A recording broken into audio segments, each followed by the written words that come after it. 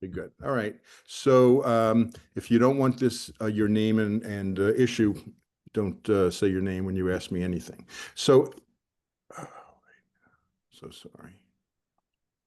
In 1 second, we will be back. Okay. So here is what I have determined is a lot of information that it's good for advisors to know because you might not be seeing everything behind closed doors because they might be on their best behavior with you where they're never on their best behavior with me. So just to start off, I'm going to show you this picture of three circles. You may be familiar with it, but just to say three circles is a very popular motif. You can see, you know, the Father, the Son, the Holy Ghost. Um, from good to great, you need to be passionate, be talented, be able to make money. That's the top right. Those are the three requirements of being successful in business. Of course, Ballantine beer, and that was also the three circles of Led Zeppelin. There's John Bonzo Bonham. So somebody discovered the three circle model after having the two circle model, which was basically that the two circle model was overlapping family and management and looking at all the problems of that, their different interest, what hats they wear, and so on. And then somebody said, you know, ownership is a major factor here too. So let's add that in, and you can see it creates 7 dimensions. And I just created this little cartoon building on the uh, research by John Davis of Harvard and Renato Tagore that they invented this probably in the 80s or discovered it. But, you know, if you're only family and you're not in the business and you don't own anything, you just want to enjoy Thanksgiving and not talk about work. And it gets complicated as you're in more than one dimension. So the person who is an owner and a family member but doesn't work there, you know, they're interested in just uh, they just want their reward for being an owner of a business as if they own any stock, and they're not really concerned with management. They don't pay enough attention to management. And as you go around, you can see, I'm not going to go through every single one, but you know, if you're a manager that doesn't own anything and you're not a family member, you're probably getting frustrated and discouraged a lot of the number of family members that they may have hired. That's not true in every case. So the Bermuda Triangle, as they say, of family business is right in the middle. The person who is family and owner and manager, and they really don't see the problem because they have every privilege that's coming to them. They're not lacking anything. If you look at every other one of these, except for that middle one, it's defined by what they don't have. So the person that's an owner and a manager, but not family, is missing that family thing. They're not going to sympathize with somebody hiring their child who can't get a job elsewhere. You know, it's business is business. Let's keep it professional. Don't hire people that are not capable. So this is a lot more genius if you can get people to realize what hat they're wearing than if they just say, I'm in this muddle and I can't quite figure it out. And to say things like speaking as an owner versus speaking as a family member, because you might even disagree with yourself. And it's good to see how your interests, your own personal interests, might collide, along with you might have totally different interests than everybody else involved in the situation. So there's a famous story. The dad in this picture is Stu Leonard. If you know Stu Leonard's grocery, he started his father was a milkman around Southern Connecticut, and the father thought if they buy milk, they should buy cookies, and if they buy milk and cookies, they should buy napkins, and then maybe they'll have a sandwich. And he is still, according to Guinness Book of World Records, Stu Leonard's is still the largest purveyor of milk in the world. But now they sell a ton of stuff. It's a great store with all kinds of Disney quality and animatronics around the store, free samples. But anyway, the story goes that Stu Leonard heard that one of his three children had gone AWOL to spring break. He was out of college. He should have been there. It was a busy time of year, and he went AWOL. So he called his son to the family swimming pool. The son was very excited because the last time he was called to the family swimming pool, he got a promotion and a raise. And he gets to the pool, and Stu Sr. says, uh, and his hat at that time said boss, not dad. Boss on the other side of the hat said, son, I mean, young man, I heard you just went AWOL without permission and you're fired. And then he turned the hat around and it said, Dad. And he said, son, I heard you lost your job. Is there anything I can do to help? And so that is just the classic story of knowing what hat you're wearing, but it's just one of several questions that one will ask themselves. You know, like if somebody says, "Oh, you're so entitled, you're a family member, you're entitled," and the child might think, "Well, I am entitled. I work hard. I'm entitled to my salary. I'm entitled to opportunities for advancement. I'm entitled to everything. Why?" As my father used to say to me when I would work in the family business, if you're in a family business, you need to be twice as good to get half the credit. And I understood why that was true, but I didn't understand why that should be true. And, you know, just a couple of other questions as what do I deserve as an owner, as a family member, as a manager? Certainly as a family member, aside from your business involvement, you deserve to be loved as a family member. You shouldn't be a second class citizen if you haven't gone into the family or into the family business, or if you have not gone into the family business and you're wildly successful somewhere else. People who are in the business should not feel like second class citizens. Okay, so I see that we are now at a point that I know about of a poll that when people answer these questions, I guess they get their continuing ed credit. So I made this for a trivia contest for the 10th anniversary of Family Business Magazine many years. So people are people voting here? Yep.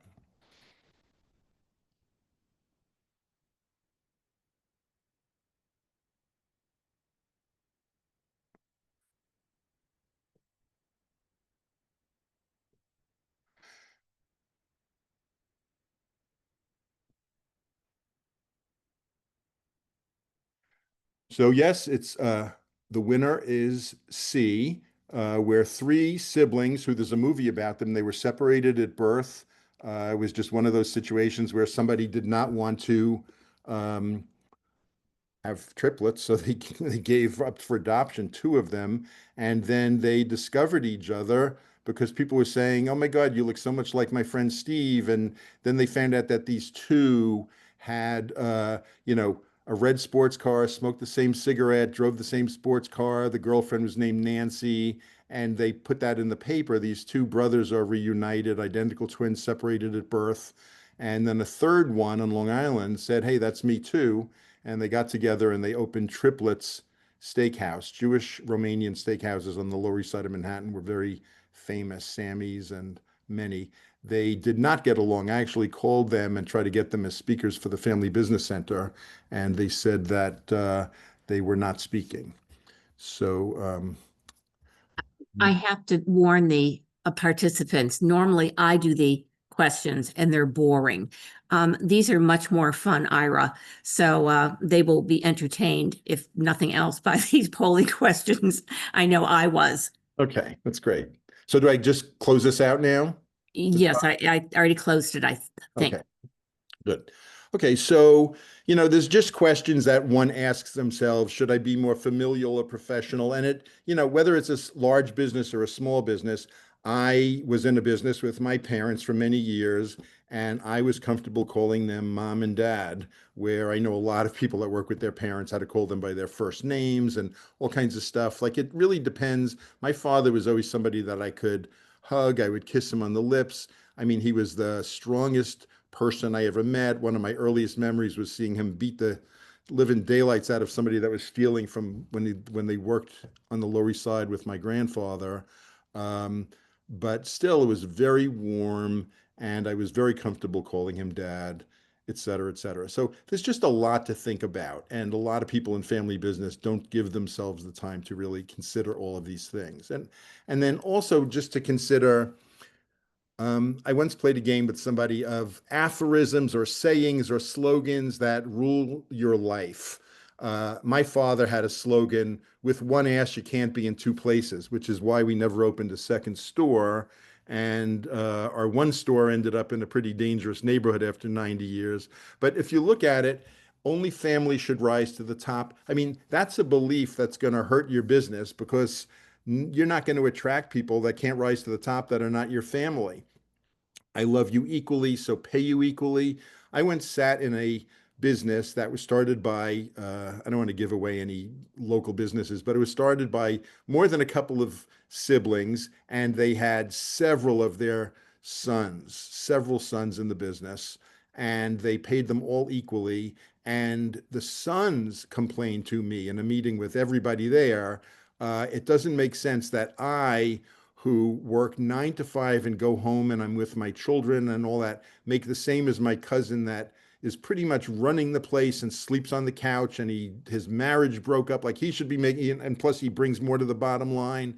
And it was the several siblings and cousins that were all getting paid equally because their parents couldn't say you're more valuable to the business than the other one. They demanded to be paid according to the bottom line. Um, my father would say to me, if all else fails, there's always the family business. These are just little beliefs that people grow up in. I was in that business, aside from working there as a child, for several years and as an adult, doing just fine, um, and thinking I must be a failure because here I am in the family business. It took me a long time to realize that I liked it, I was good at it, and I saw the benefits of working with my parents. Just to say, um, my parents are both long gone. Both of my sisters have still a very hard time, even with the memory of my parents, especially my mother. I worked with them for 17 years as an adult, and I worked out a lot of my stuff with them. I became an adult, and they became adults instead of parents and children. Um, so, the other one is from each according to his ability to each according to his need. Famous Karl Marx saying, but my father grew up above their general store in Queens near Kennedy Airport. And that was pretty much my grandfather's law of the land that he would say to my father and his 3 sisters, if you need anything, there's the cash register. But if I need you, get your tuchus downstairs. They all lived above the store.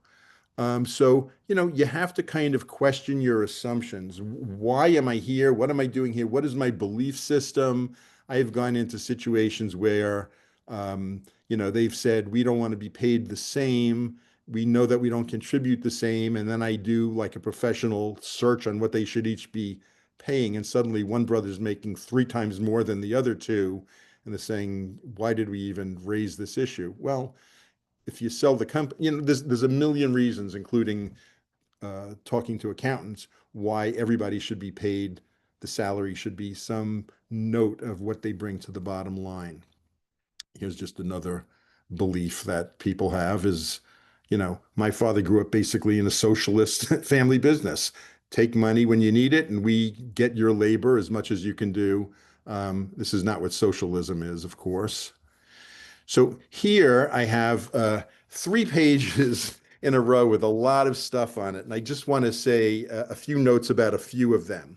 One is that in 25% of companies expect ownership changes in 5 years. This has remained the same since the first time I saw one of these studies in 1994 by Arthur Anderson. Every 5 years, they say, no, those transitions didn't happen as planned.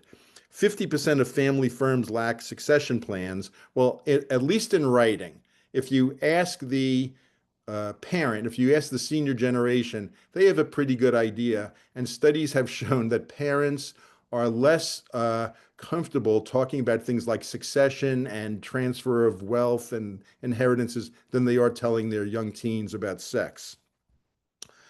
Most with plans intend family ownership. Well, I mean, there was one company around here that there were 2 brothers, and they just said, you know what, we had a really hard time with our father, and we had a really hard time with our children, and our cousins don't get along, and we're selling the business, and we know for sure that it's ending with us. And that's what happened. Over half lack procedures to buy shares from disabled or deceased owners. And I would tie that to the next one. 50% lack funds or plans to buy out relatives. Nobody thinks about this stuff. The Family Business Center at UMass and most of the other 80 or so family business centers at its peak were started by a lot of them were started by Mass Mutual, but other life insurance and investment companies of we need a place that we can safely talk about why business owners need life insurance. They even would come around with this little video of business killers where they would have a little video vignette of the owner dying and his partner suddenly realizing that he was now in business with the dead partner's wife. So they would just force our audience to talk about that kind of stuff. And sometimes the partner's wife was there that would be that partner. And, just to talk about why you need a funded buy sell. Um, Strategy disputes drive most family conflicts. So this is where it helps to just bring in a neutral person who can slow things down, who can put things in their right piles. We're going to talk a little bit later about the kinds of questions that I ask and the way that I set it up for families that are having a really hard time together to have a sane conversation. And I have to say, this is not an ad for me, but an ad for anybody who does this kind of work is I never really posted testimonials about my family business advising because a lot of times people were embarrassed that they were having the kinds of issues that I was helping them with. But one company said, I want to see a few testimonials. And so I asked a few people, would you write me a testimonial? And the thing that they all said that they got out of me working with them was that I helped crazy people have sane conversations. And so I realized that really is my brand. There's a lot of talk about how your customers actually understand your brand a lot better than you do. So that is what you want to look for is because most family businesses that have a hard time together think, among other things, of we're all crazy, but also, I'm sane and they're crazy. So it helps to just bring in a neutral person. Studies have shown that a business focus is better than a family focus. So when they look at what family businesses break up from conflict, which is the biggest reason why family businesses break up, other than being fabulously managed and sell it for a huge amount of money. But what they found is that the family businesses that focus on family relationship and tensions and all of this stuff don't do as well as the families that just focus on business and say, treat the business like a business and the family like a family. Of course, that's also to say that the ones that are business focused are the ones that have the maturity to kind of keep, as they say, don't bring your baggage to work or whatever the saying is. And smaller firms use conflict tools least. I find that there were 100 family business centers or so in the United States. Oh, they were all around the world. And most of them were larger businesses if they were in a larger city. And Western Mass doesn't have a ton of my businesses were mostly the large small businesses, 50 to 100 employees or so. My first three members when I started at 94 was American Saw, Peter Pan, and Big Y. And then I found that nobody wanted to be in the same room with them because they have big business problems and we're little. So I didn't mind that they didn't come to meetings. Um, any questions or objections or disagreements with this so far?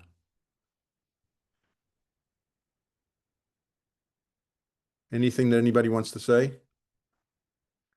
Okay, let's move on.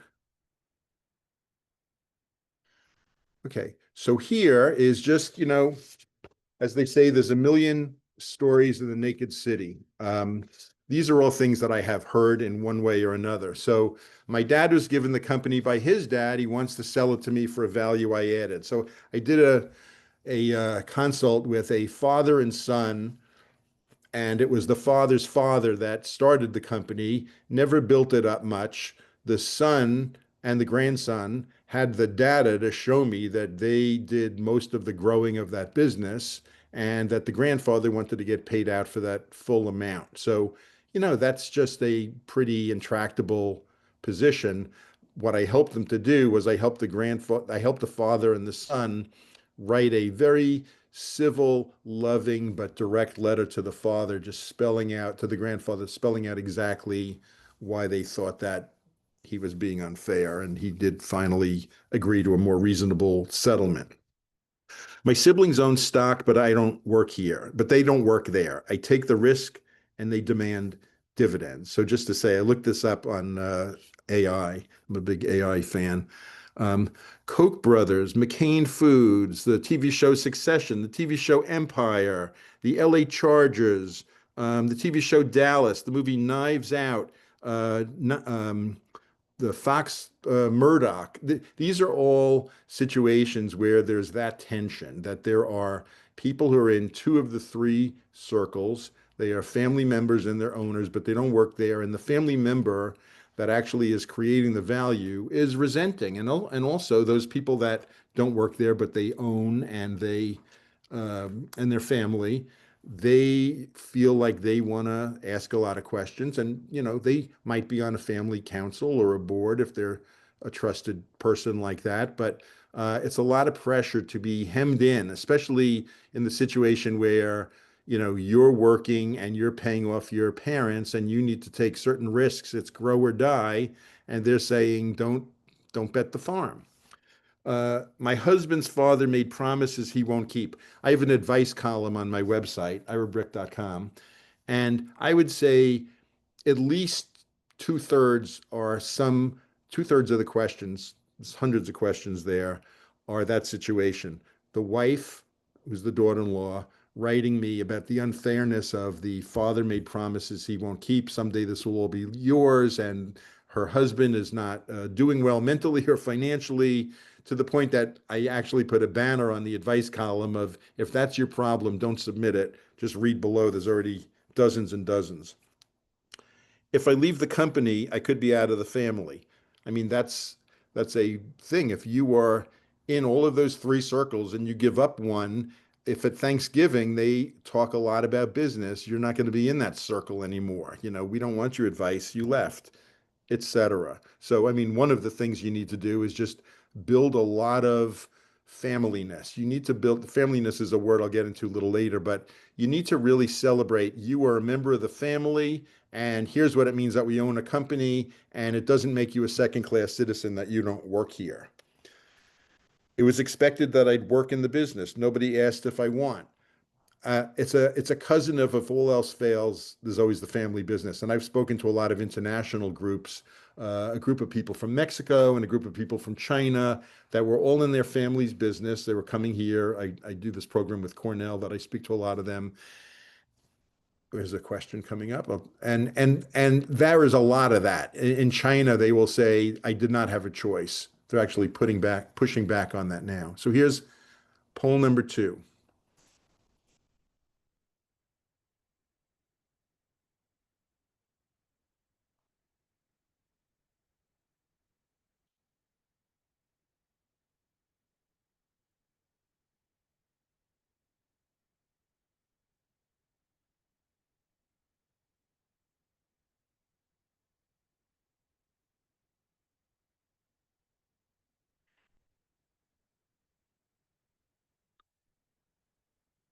Okay, so I'm clicking end poll, share results, and most of you got this right.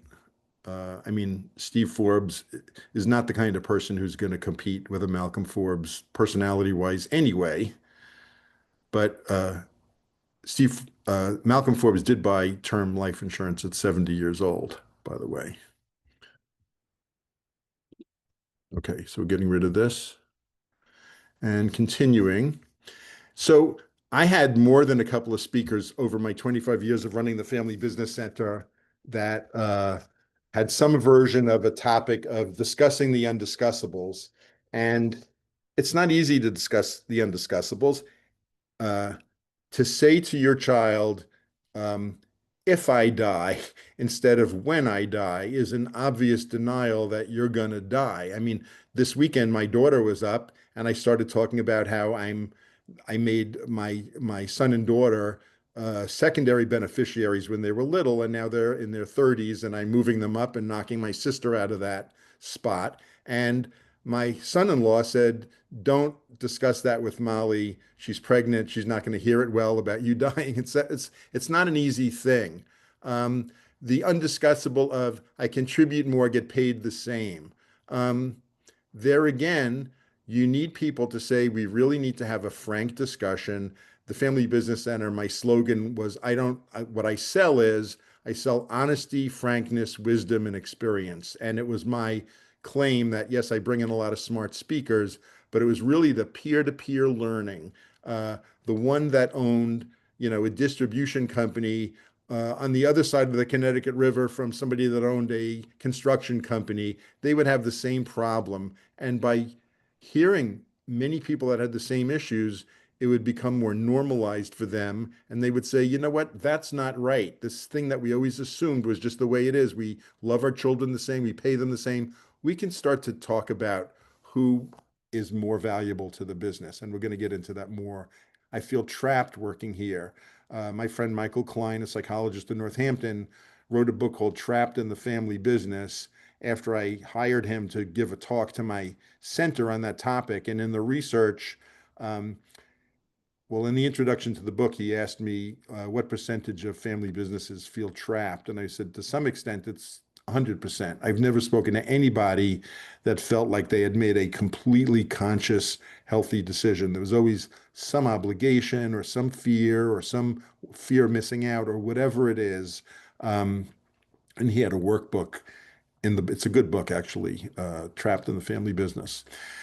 You're dumb as ever. Who made you king? So I would just start with an example of I consulted to a company in the Midwest that had one point owned 600 small grocery stores before they were supermarkets.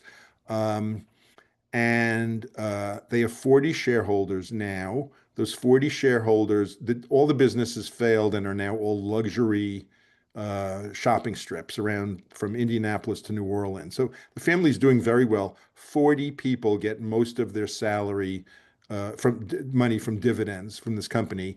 And the owner, the president, is just the guy who was the last man standing. Everybody else that could have um, succeeded, the last person had died. And there were a lot of people. I ran a retreat for them where I said, raise your hand if you're interested in coming into this company. And this guy over here sitting on the next bar stool has told you you're not allowed. And there was an entire table of high school and college people that said, I want to come in.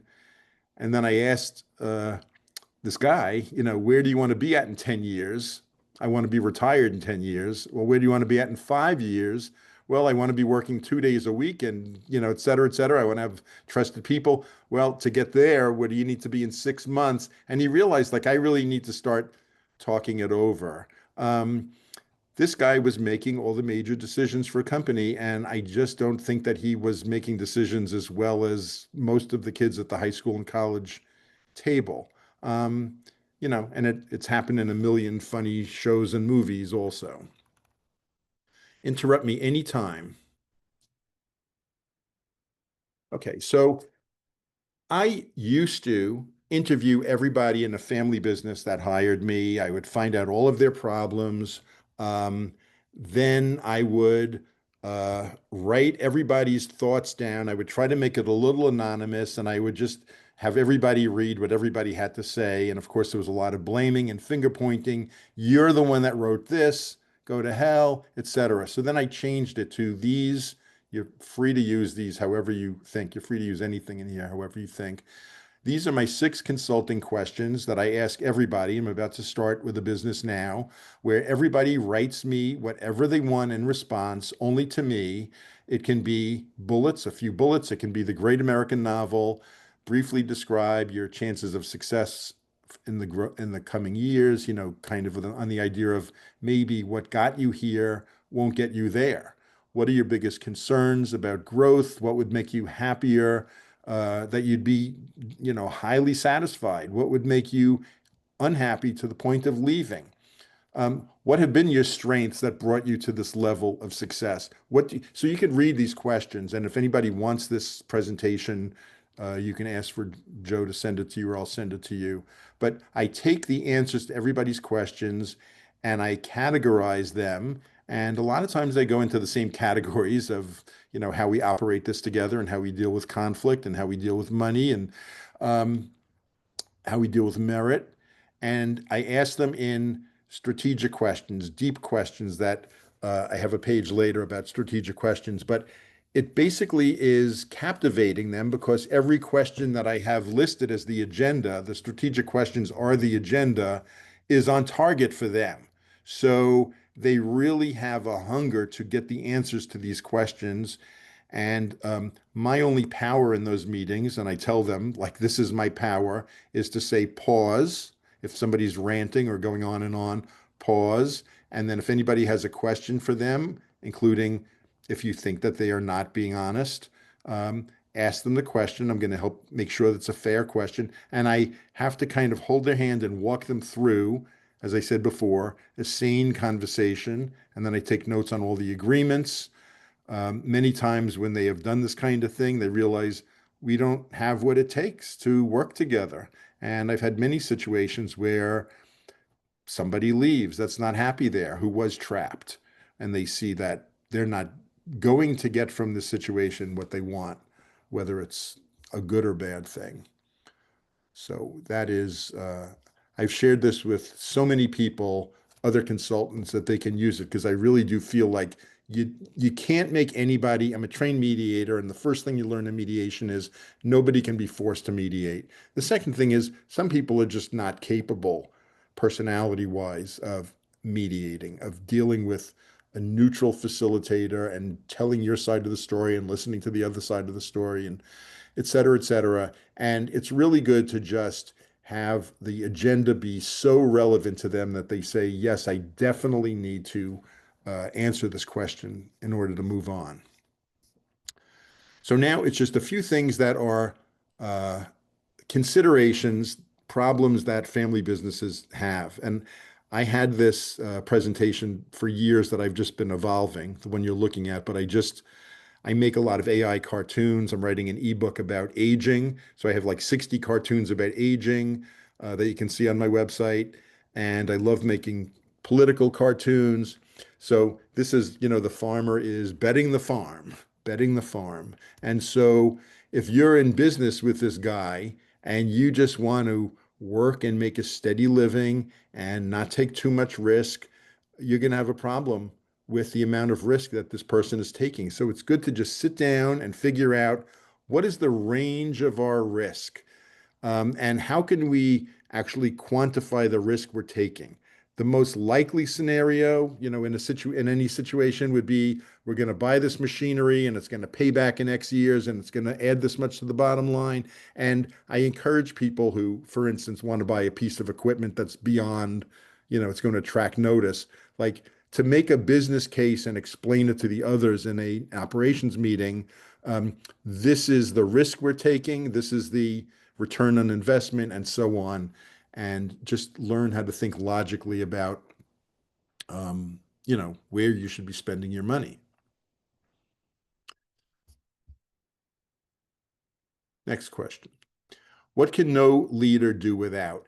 So this somebody just asked me this question years ago. The answer is followers. I mean, if you don't have followers, you're not a leader. Even if don't have an actual march going on with people walking behind you, if you're leading anything, you're expecting other people to follow you. And uh, I'm just making this cartoon about Moses 40 years through the desert, but you know, just one little fact is Moses 40 years in the desert was supposedly a 3-day walk, but he wanted to make sure that everybody with a slave mentality had died out before they were going to go to the land of milk and honey.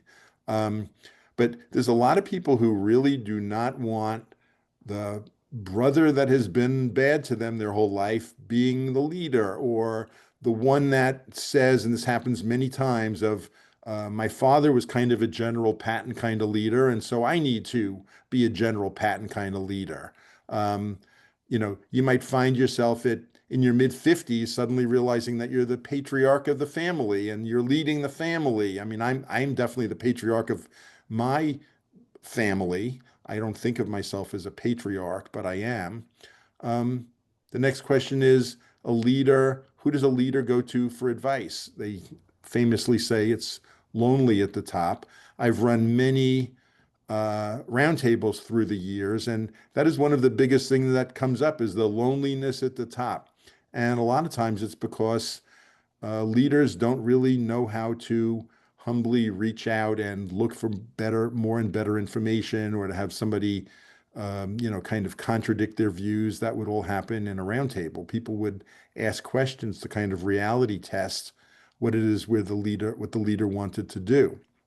And in those roundtables, we'll get to exactly what is a strategic question, but it would only be strategic questions. There was no advice giving. So a lot of times I think leaders that resist getting advice don't want to be told you should do this and you should do that. They want to be given the kind of brain food, or what sometimes can be called a strategic thinking partner.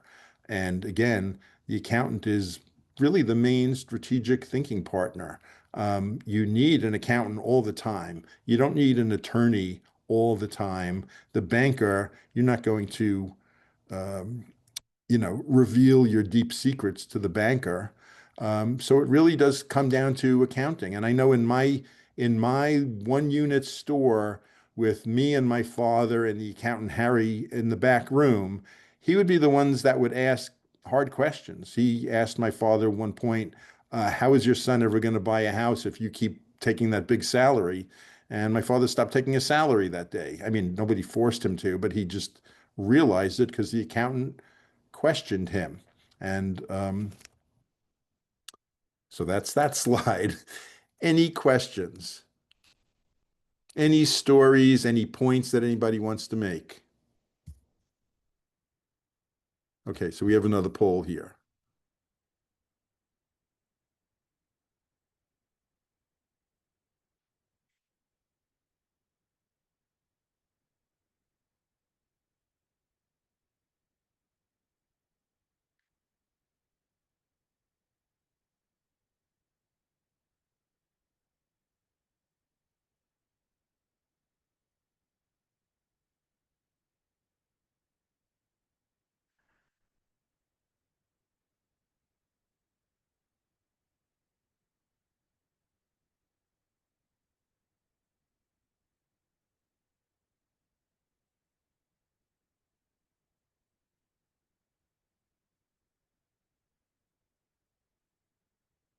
So you win again. Johnson Wax famously, the Johnson family would fly to South America and they discovered carnauba oil, carnauba wax, and they would put it in every one of their products. And when Johnson basically developed Raid insecticide, I guess a more senior family member was like, we don't sell anything that doesn't have some carnauba wax in it. So again, talk about kind of a misunderstanding of what your brand is. A brand is not anything that has carnauba wax in it. Okay, so you can see that. Most of you are getting the answers right. Okay, So is this so a good time to take a break, a 10-minute break, Ira? great, great. So everybody, if you'll come back at around 4 o'clock, we'll continue on with part two. Thank you.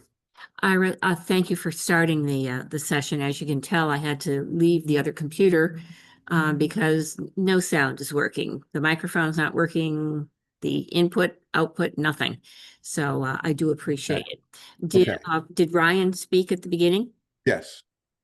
Okay, very And I good. introduce myself. Is it going okay for you? Is there anything I should do or not No, do? it's excellent. This is great.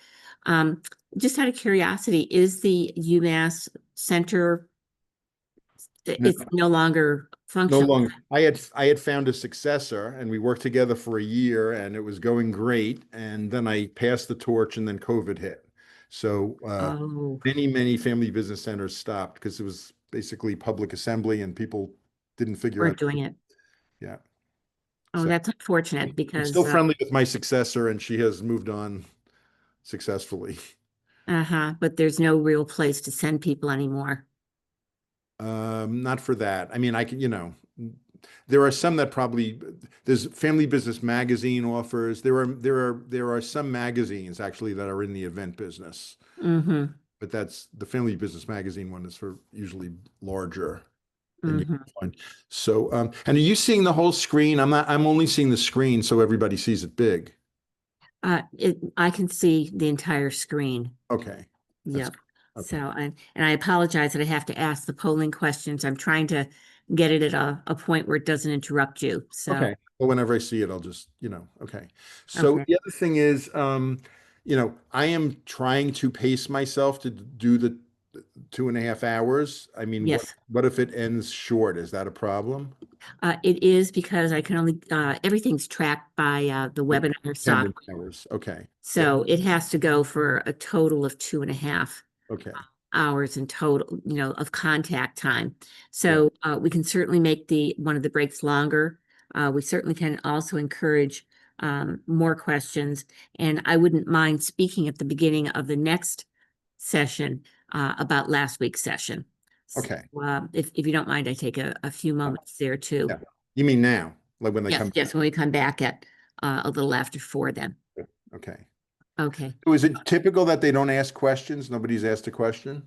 Um, Sometimes they're more talkative than others. Huh. Um, once you get them going, they're usually better, but they don't seem very chatty today. Okay. So I don't know. We can certainly encourage them, or at least I will. So Okay. I apologize for that. No, no problem. I don't want to not realize that it's not going well. No, no, no, it's fine. Okay. So I'm going to take a few Good. moments to, Okay. to run myself. I'll be right back. Good.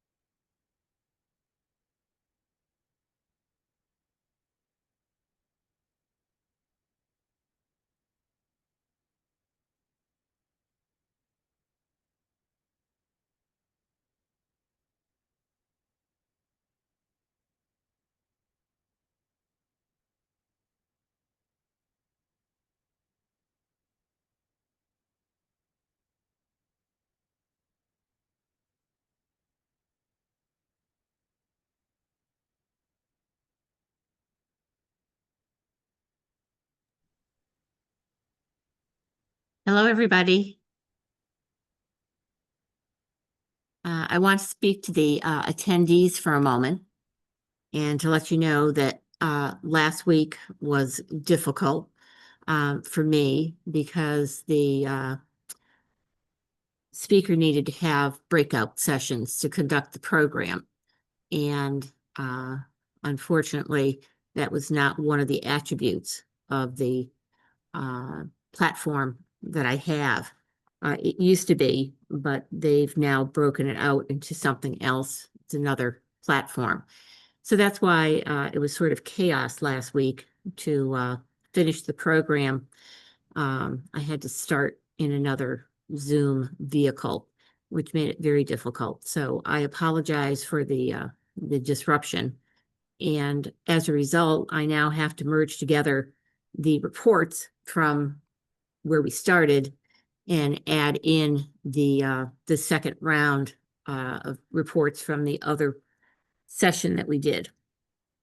So I did not send out your certificates yet. I have to do that. So I will finish those from last week and send out the ones from today's program with Ira. I apologize also for whatever reason, my normal computer has no sound, no input, no output. And that's why I'm sitting in another area that has a computer, but not in my normal space. So I thank Ira for starting the program. And I also thank our friends from Country Bank for speaking at the onset.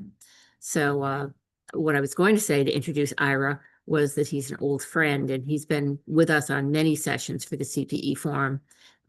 He has a wealth of knowledge that he brings to family businesses, but he has a lot of other good knowledge too.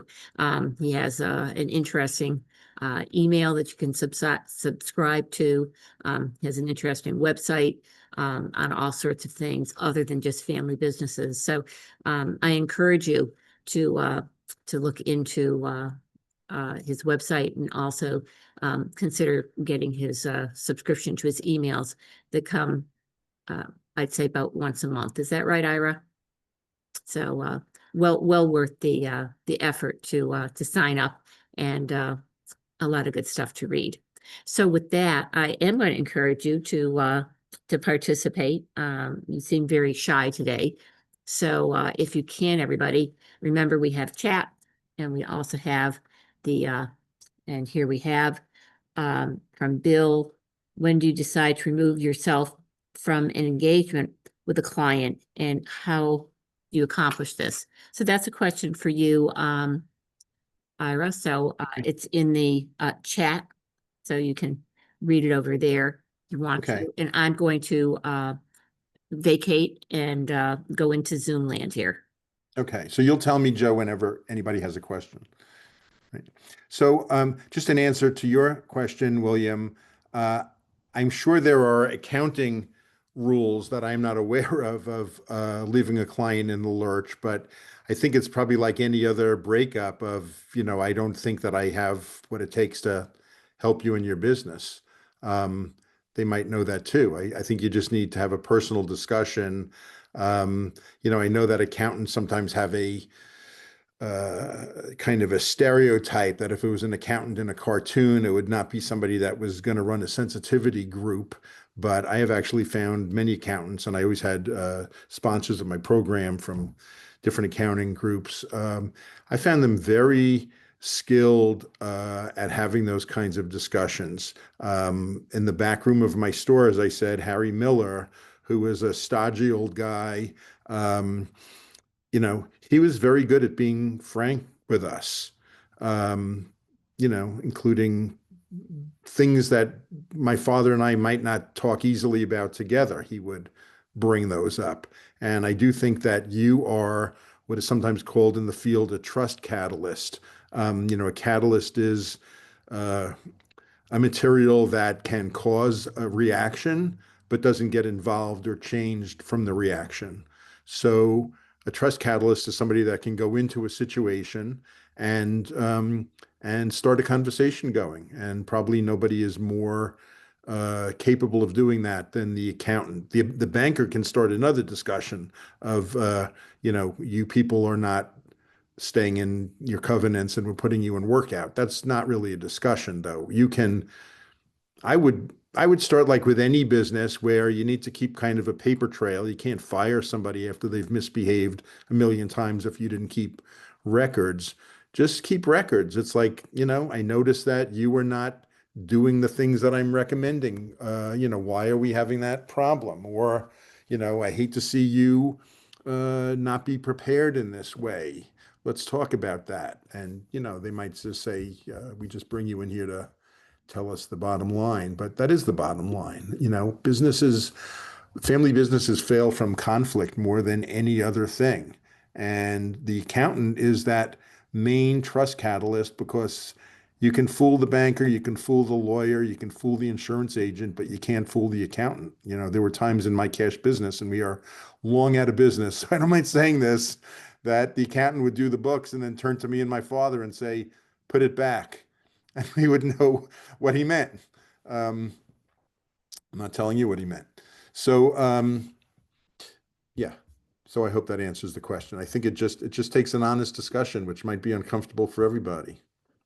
I think, Ira, the other thing that seemed to work, I try to avoid family businesses. I That think my own family is enough for me. But having to deal with other families is difficult. But I have had success in not dealing with them all in one place. They're very civilized if they're not in the same room, I've discovered. So I actually had one client where I would do a presentation in one office, um, get a response from that person, and do the exact same presentation in another office down the hallway. And I was kind of the conduit between the two brothers that just simply couldn't be in the same room together. So I had that client for a number of years. So sometimes it's just separating them and working with them as individuals as opposed to a company right. family. So I don't know if that will Sometimes just work. hiring a family business consultant. I have a friend in New Jersey who's a family business consultant, and he has tried for years to build a network of CPAs to refer him to businesses, and he is always complaining to me that CPAs don't want to give him the business because they feel that somehow he, who is not a CPA, who's a psychologist, um, is somehow going to take business away from the CPA, but it's not so. So you might just consider looking around and seeing who are the family business advisors in your area. And in Western Mass, there are a few, um, not just me. And also, Joe asked me during the break, so there's not a UMass Family Business Center anymore. I had passed the torch, and then my successor basically woke up the next day and there was COVID. So it ended that program and a lot of programs like it. Um, but if you have a client that's looking for something like that, there are magazines. Family Business Magazine puts these conferences on. There's some law firms. You can look around, or you can ask me if you know somebody in another part of the country or the world. I can also find out who they are. Um, but it would be good to just bring that in. A couple of times, I remember there was one company in Franklin County that they had all kinds of family issues, and they said they didn't trust their board of advisors. And I said, if you don't have a formal board of advisors or directors, at least it's good to have a multidisciplinary team of your advisors, your accountant, your lawyer, your insurance agent. Again, maybe not the banker. Most people don't really want their banker in that kind of frank discussion. I'm not weighing in on it, but they said we don't want those people. We don't want it. We trust our accountant, we trust our lawyer, but we don't want them in the same room. So I built a little uh, uh, um, multi-board. I brought in our sponsors, and they said, we are not here to get your business. Of course, if you love us and hate your accountant, you can always change. But they just acted for like 3 or 4 hours like they're bored, and they helped them figure it all out. And in that case, there was a lot of emotional issues. And, one brother was like, they were not brothers, they were partners that were not brothers, but they had still a lot of family business kind of issues. And, one brother was complaining, one sibling was, I'm sorry, one partner was saying the other one made so much more money. And they had all these inequities. And the lawyer basically said, I'm uncomfortable talking about your emotions, but it seems like you're talking about money. Your emotional problems can be solved with a funded buy sell. And, they were kind of offended. And then he explained himself. And then the insurance agent jumped in, and that seemed to be the answer to their problem. There's no one answer to all problems. I'm always surprised what people will take as the solution. Um, anyway, please ask other questions as they come up. So now, just moving on to the next slide. And again, I would love these to just open some uh, discussion prompts. So if you have anything to say about any of this, but it's scary to trust the next generation. I mean, as I said before, did I say before? I'm about to make my both children in their 30s the executor of my will. I mean, for years since they were children, I thought, well, my sister will do it. She's an adult and they're children. And it's a challenge to look at your children and say they graduated college, they have a job, they're a parent, they can make their own decisions, and I can just sit here and relax. But you know, if you've built this baby of your business, and maybe your children even have resented that uh, my dad or my mom's business is more important to them than their children, which happens. It would be hard to see the next generation run that. And experts in the field talk about that is actually the hardest thing that will ever happen to somebody that starts a family business, is handing it over to their children and letting their children do it in their own style. And, my father, he liked to use a lot of long words. If you remember Norm Crosby on Ed Sullivan, who always had malaprops, my father, but this was not a malaprop. My father would always say, and I know you're going to do it in your inimitable style. And it really meant to me, my father trusts me, and the extent to which he doesn't have full confidence, he's willing to take a chance that me doing it in my inimitable style that no one else can imitate is going to be good. And if I make a mistake, I make a mistake. He was very good about that. But anyway, just a few of the questions. How do I know if they can do it? Well, one thing is you might have assigned them to different kinds of roles where they could learn and prep themselves. There's a consulting group around here, Van Group, in Springfield, and Mike Van is the son, Kevin is the father. And Mike Van's contention in family businesses is most successors are just in operational roles and are not getting any kind of driver training in how to run the thing and how to make decisions. So if you want to know if they can do it, see if they can do it.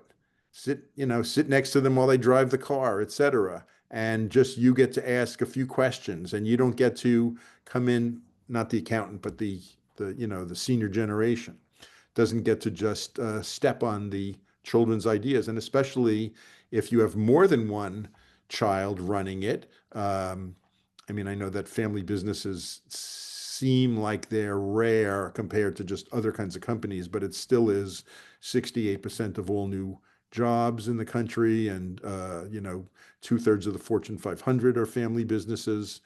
Um, I can't see myself leading the same as always. So, there's just a lot of people whose parents were much more comfortable with that kind of, when I say jump, you ask how high.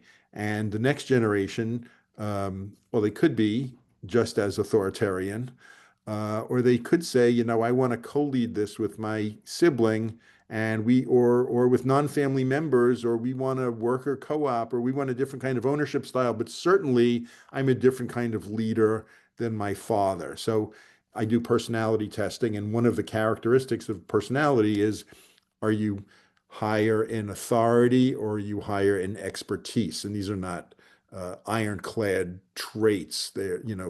These are soft parts of every person. But somebody who's high in authority is going to be more likely to say, I told you so, or because I said so.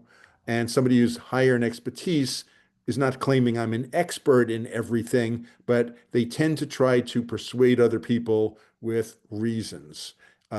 Here is why, I mean, I said to my children, here is why I hope that you were not potheads like I was when I was a teenager. Just whatever the difficult situation is. I mean, now I'm trying to tell my children, I'm trying to prepare them for the time where me and my wife die, and they might not want to hear it. They might listen, but I want them to know, and I can relax more knowing that they know. So the other thing is that the next generation of leadership um, is from a generation that does not take orders as well. And so your style of leadership is not going to work for your children if you've been running it with an iron fist all of these years.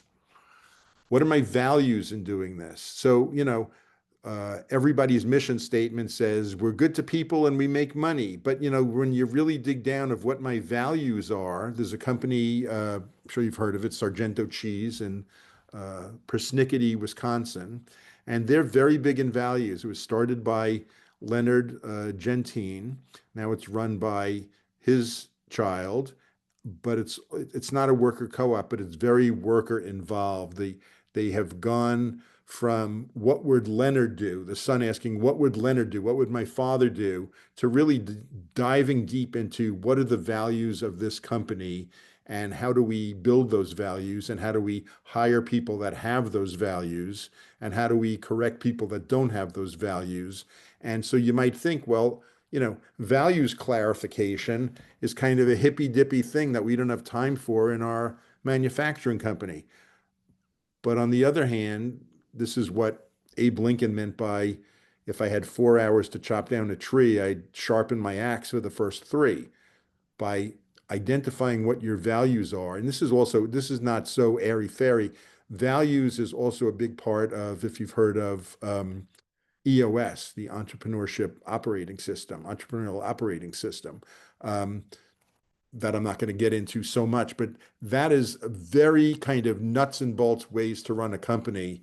But they have a score sheet to just make sure that everybody is on board with the company values and how to teach people those company values, et cetera. So even something that is kind of as mechanical as the way that they like to do things, um, it's still very humanistic.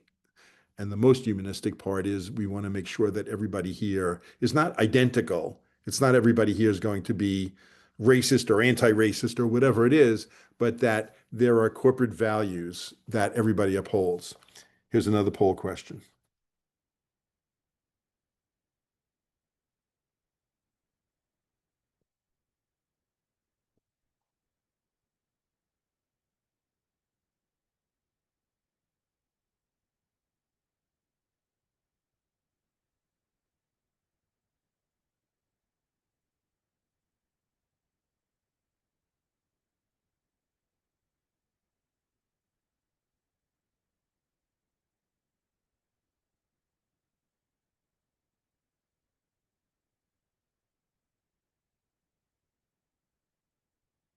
Okay, so almost everybody got this right.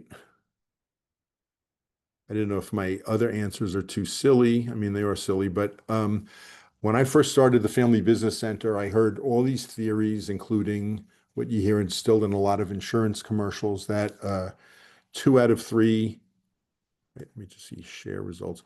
2 out of 3 family businesses fail in the second generation. Well, that's true and not true. But John Ward, who still teaches at Northwestern in Evanston, first was the person that first looked at companies in Chicago. He's from Chicago. Um, Companies in the 1920s, how many still exist today? And from that, they kind of retrofitted that 2 out of 3 family businesses fail. That's the only proof. There is so much stuff in family business research that I think is not true. I've had arguments, well, friendly arguments with Dr. Joe Astrachan, who really is the gatekeeper of all research, where he comes up with that. Also says that, um, uh, you know, that a family business, well, let me see, he counts as a family business that if you have a family farm and your wife uh, and your kids help bale the hay, that they're part of the family business, even though they're not on the payroll, they don't own it, they don't manage it, they don't want to enter the business or anything like that. Or if you wake up at 3 in the morning and talk to your partner about the business, they're a part of the family. Those are all counted as family businesses in that failure rate, when in fact, most businesses on earth have never celebrated a 24th anniversary, family business or not. And also interesting statistics. I mean, as they say, figures lie and liars figure, that family businesses, most non-family businesses, a presidency is around 6 years long, but in a family business, it's 24 years long. So that's kind of coincidental with most businesses fail around their 24th year. It's also the generational change, but also that possibly the guy that ran it for 24 years made it overripe, and the next generation can't possibly modernize it enough, and all of that. So, it all speaks to, you really need to begin with the end in mind. If I want to be retired in 10 years, what do I need to do in five, three, one, tomorrow? And you'd really need to make a plan of doing that. And this slide illustrates, like, the child that I think is not equipped, I need to start talking to them now. And it's a favor to the kid also, because if they are not ever going to be that leader of the company, good that they find out when they're 25 and not 45. Any questions or comments about this? Okay. And people can email me after if you have comments or questions, ira@irabryck.com. So this is something that I made up. I mean, I made the cartoon, but I would get to so many small businesses that would say, we're not sophisticated, we're not ever going to be a so-called company of owners. And I'm saying, let's just get on the escalator. It's going to ride up. And all you need to do is get on the first step. And step by step, you're going to get to that top of the mountain. And let's start by job descriptions. Everybody write a job description. You might not have job descriptions, and in family businesses, a lot of people don't have their job descriptions. But even when I worked at UMass, my job description was outdated in, 4 or 5 years. I needed to keep rewriting it, including for people to realize that maybe I needed a raise or a title change or whatever. But also to realize that the job has changed. So everybody writes a job description, and then they look at everything they did in the course of a year, and they list it from the most talented thing I do, the highest value activity I bring to this company, listing all the way down to what I really should be hiring a middle school student to do. Um, I know people that run $1 million companies that spend 2 hours a day getting the mail. And so, I mean, that's crazy, but um, everybody comes back with a list of the highest, most valuable thing I do to the most crazy waste of time where I'm getting the big bucks for little things, and draw a line where you are separating the things that are really worth your while from the things that are kind of procrastinating and wasting time. And from that line down is what is called in the book Good to Great by Jim Collins, your stop doing list. Stop doing those things. Go hire somebody to do those things for a lot less money and focus on your high value activities. After that, go to the next step of goals and metrics. Here's the things I do. What am I trying to accomplish by doing them?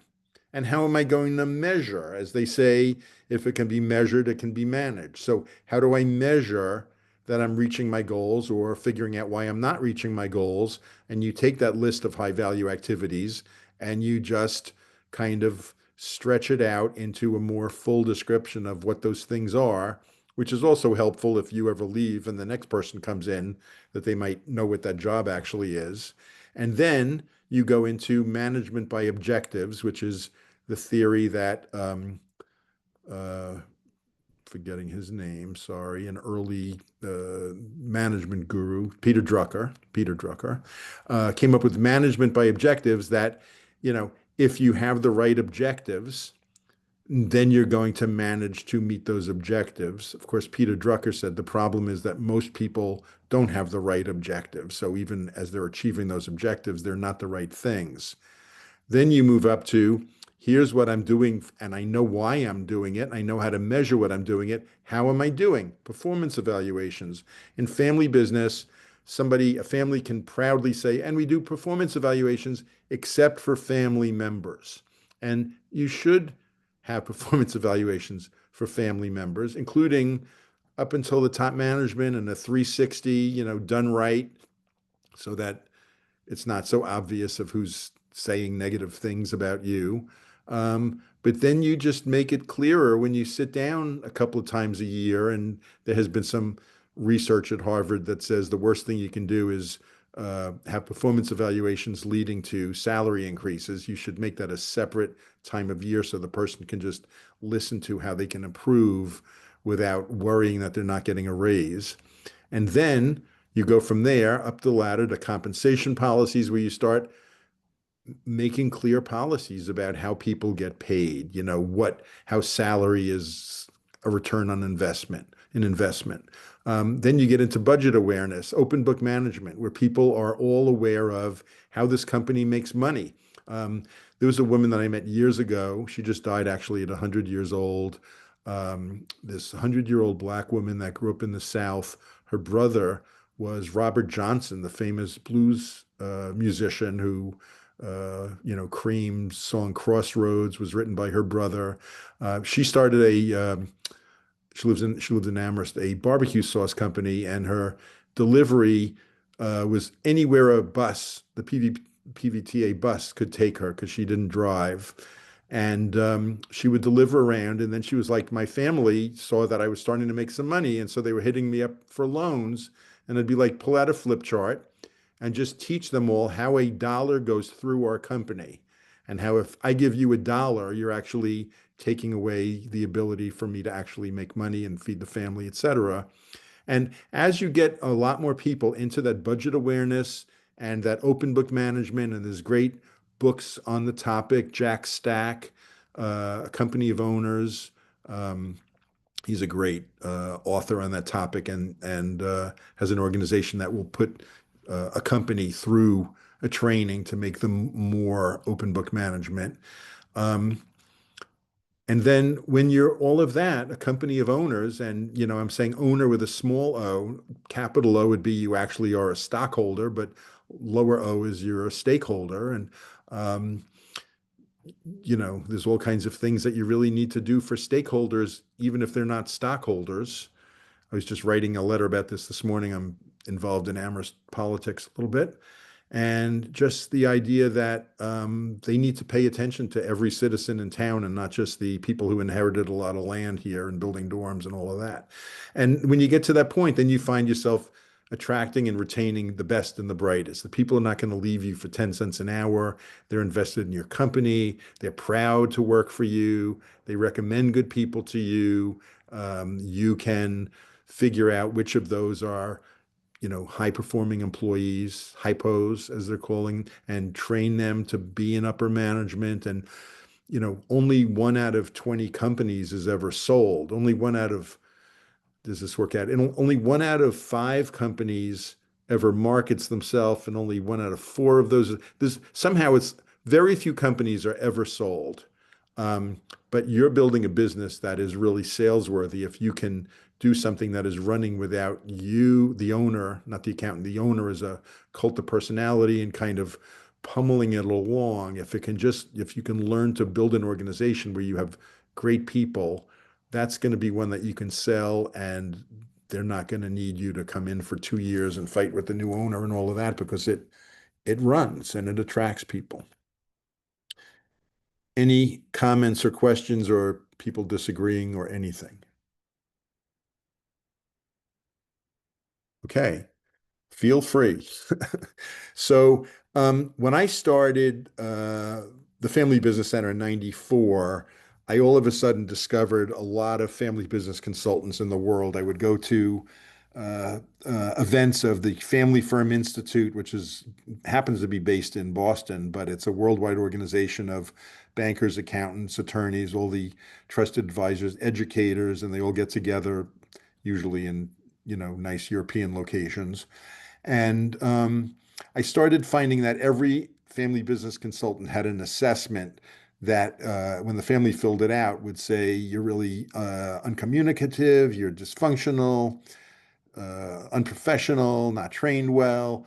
And I just looked at a few of those assessments and I would be like, the perfect family would be good in all of these nine. So just take a look and you can see like you might not have ever met a family that's good in all of these. But you could start a discussion. You don't have to do a whole assessment. Just like show them this list. And maybe, as Joe was saying, speak to them separately and just show these lists. And how well do you do here? What are your areas for improvement?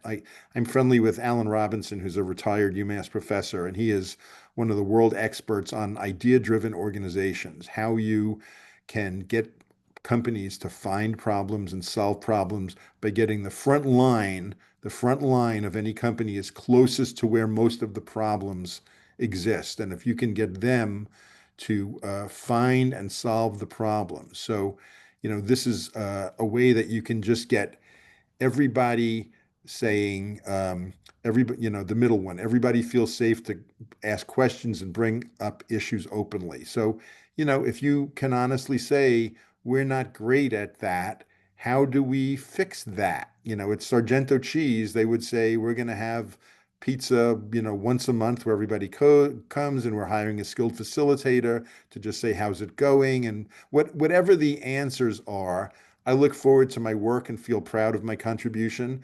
Just the ownership, the leadership should say, we are on the lookout to catch people doing something right.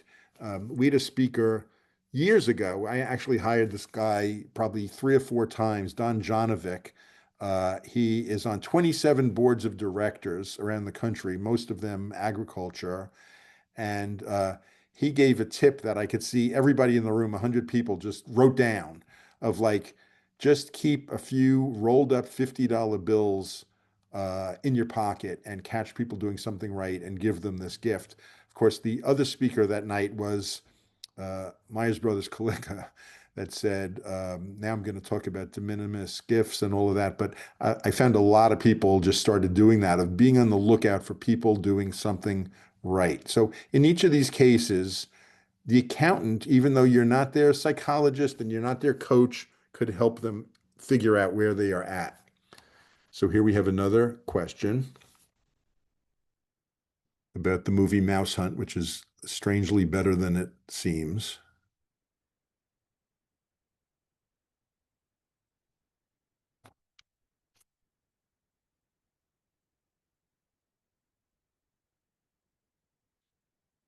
So a minor character in this movie, it's two sons, and one wants to be in the string business and one wants to be in the cheese business, and they're arguing as their father is dying. The father's played by William Hickey, who's a famous director. You'll know he always has like these strange parts in movies.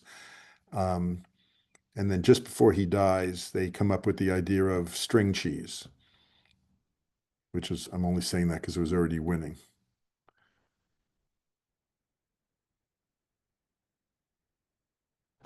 Okay, so it's the clear winner. Share results. Once you're in the business of family business, it's amazing how many shows and movies there are about family business. It's just a big theme. And, I used to show little video clips, and it's the first time that I'm going to do that in a little while of we're looking at 2 video clips. Right. So did you see this? I guess you sort of keep saying stop sharing. Okay. So I'm going to move on. So that is a good movie. But here, you know, I trust you saw that already. Here, if you just I think we're both driving, Ira. That's, okay. I apologize. I'm just going to let you do it from now on. Okay. But again, if the accountant sits down and says, "I just want to show you this," just ask around. I once got hired by a company. Uh, in Massachusetts that said there's three families, there's three owners that are not related. We each have children in the business, so there's 12 next generation possibilities. We don't know who's talented and who's not. And I interviewed all of them all day long and a few other people. And it was clear to me by the end of the day that none of them had what it took in any way to run this company. And I told them that. And we ended up putting, this was just after 9/11, we put an ad in the back of New York Magazine that's famous for like tiny classified ads of take us to our leader. And they got 250 applications from New York of people that wanted to move out of New York after 9/11 and run this company in Massachusetts. And they did hire somebody and they sold it. And, unfortunately, it was 11 family members that didn't make it there with the new ownership. But sometimes you need to sit down and realize that there's nobody that can run it after you, or whatever the situation is. As I say, there's so many. And also to just point out that conflict is the biggest reason why family businesses break up. So it's not a waste of time to figure those things out. And there's been other studies, I might say this again later, but there's been other studies that say the family businesses that stay together are the ones that have formal conflict management systems that they cannot escape. They realize that that's something they need to deal with, and they deal with it. Ira, Yes. the companies that I've been called in, I do mainly consulting work. I don't do any taxes except my own. Uh-huh. So I focus on consulting. And in the cases where the businesses got sold, I often found that those were set for failure because whoever had been in charge of the family business had a skill, like they had an engineering skill, or they had, they could sell used matches. They just had a lot of charisma.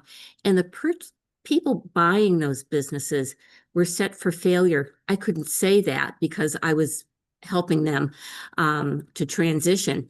But I found that a lot of people missed the part that whatever that originator had of the business, whatever their true forte was, um, you couldn't buy it. You couldn't buy a business and buy whatever skill that person had. And that was my thought that I don't know how successful. I know that family businesses do have a tendency to fail after so many generations, but it also seems like buyers of family businesses often fail because they don't do due diligence on what the success of that company was built on. Yeah. And just imagine if that family had some honest conversations amongst themselves. You want to sell your business to somebody that's going to do it better than you did it, which is why they might pay you more for your business than it's worth, because they're also rewarding you for a little bit of building something that can grow. So if you had a conversation with family members of what got us here won't get us there, and you know what it is, and you can honestly say to a buyer, here's where our company's at. Like, we need the right leadership to take us forward. And this was the je ne sais quoi of the founder, but the company is not sustainable depending on that kind of thing. Especially, I don't know if it's everybody's experience here, but uh, businesses that have been sold that I've seen in Western Mass, the owner will get a year or two contract, and then within a few months, the new owners are so tired of the old owner, they say, just go home and we'll send you the checks and we don't want you here anymore. So you really need to deliver them full information so they know what the threats are. And just one of the threats is our family never really talked about it. A lesser threat is our family did talk about it and we know where our failings are. And if you're a company that can succeed where we failed in those, so much the better. Okay. So just as a consultant, here's a few things that have not gone well for me of just coming in and listening, and the right answer pops into my mind, and I'm saying, you should do this. That does not go well most of the time, along with presenting a plan. Everybody knows that's not going to happen. I have led companies through strategic plans, and they said, great job. Let's take that, throw it up there on the shelf, and move on. It's like, no, the strategic plan is the beginning. But everybody seemed to know No, we just did a strategic plan and we feel good about ourselves, including, I'm forgetting the name of there's a radio finance guy that's been on for a long time, lives in Tennessee, and he hired a friend of mine who is a family business consultant. And the friend called me up and said, "This famous person is going to hire me to write all the things that a family business should have: a family business constitution, a family business charter, a family business, compensation policy." He doesn't want to do any of the work with his family. He just wants me to produce the documents as if they did the work. And he was going to talk about that on his radio show of what an advanced family. It's, as they say, it's the product, it's the process, not the product. You really need to go through it and have that discussion yourself. I mean, I encouraged my friend to not take the job, and he didn't, and he felt a lot better about it, though he was very seduced by the idea of being the family business consultant to this famous guy. So, imposing my psychoanalytic perspective. I belong to a group for years, I don't go anymore, called Psychodynamics of Family Business. It was 30 psychologists and me and two other people that were not psychologists.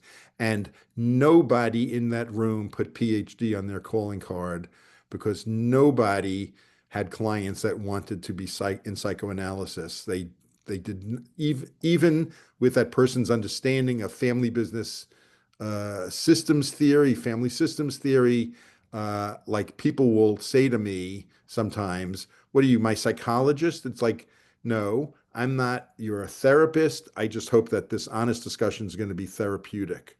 Um, Letting them fight it out, that doesn't work. They don't know how to do it. They don't know how to do it. And not letting them fight it out is also bad because then they just are all going to save their stuff for another day when you're gone. And they have estimated that not just family business consulting, but that you that a company gets the benefit of a billionth of their consulting dollar.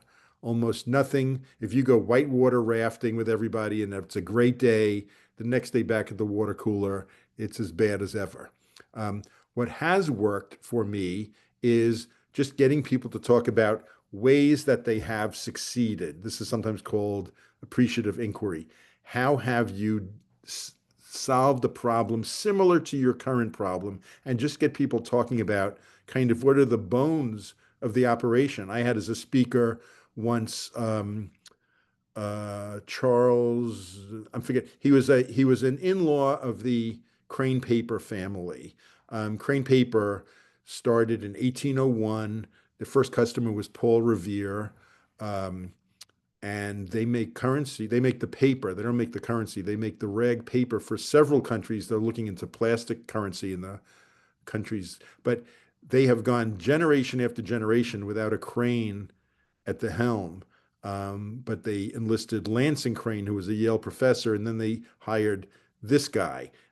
This guy, who is my speaker, I'm forgetting his last name, but he's a gentleman farmer from Vermont, could list from 1801 to when I had him a few years ago every successful discussion and solution that Crane Paper had ever had, and that whenever they have a problem, they look back at how they have succeeded before. And some of the stories are like, yeah, when the Crane from 1900 was driving Teddy Roosevelt in his car, that was actually one of the stories, and they crashed. And he had so many stories in there, as they might call a database of experiences. And it's just important to keep looking at that stuff, building on where they agree. When I do facilitating, I take great notes. One of my talents is I can actually take notes while I'm stopping an argument, even a couple of times breaking up a fist fight. I still took notes. And in my notes is every time that they agree on anything, I put it in capital letters, agree, bold, and then the cost of doing nothing, how it's going to happen, why it's going to happen, when it's going to happen, who's going to do it. And I just really spell out clearly, and including some people that came to agree, they didn't agree in the beginning, what made them agree. So I really kind of record for them why they agree on this or that.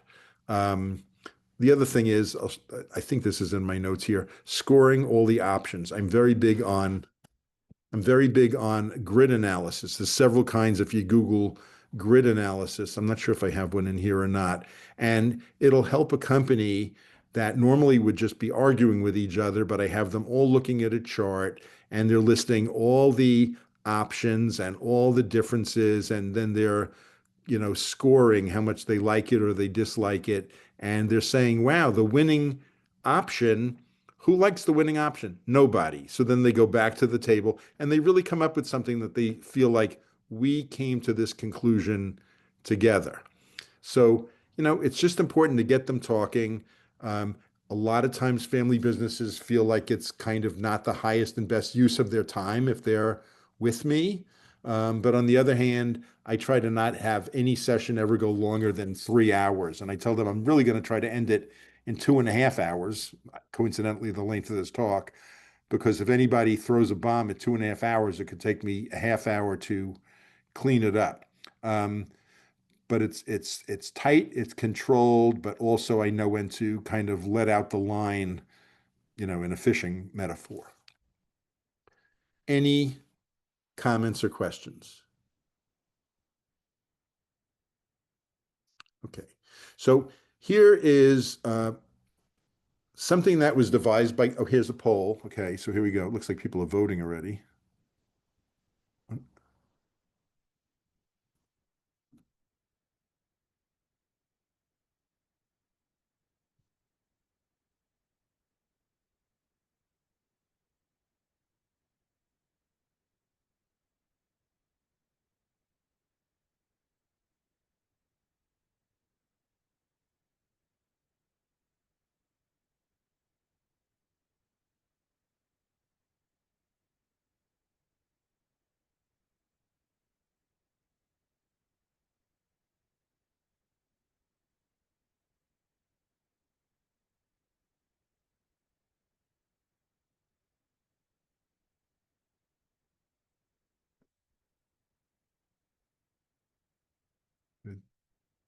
Okay, so I mean here, people scored all over the block, and it's because there's really not a right answer. None of these are great, emotionally intelligent things to say. I mean, I guess you would say, I feel sad when you don't trust me is kind of what they call an IU statement, where you're not saying you made me sad.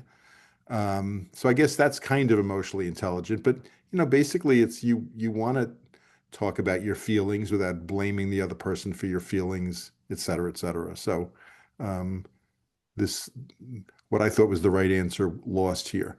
If you would stop bugging me, I could stop being so defensive. So there you're saying that the other person is responsible for your feelings.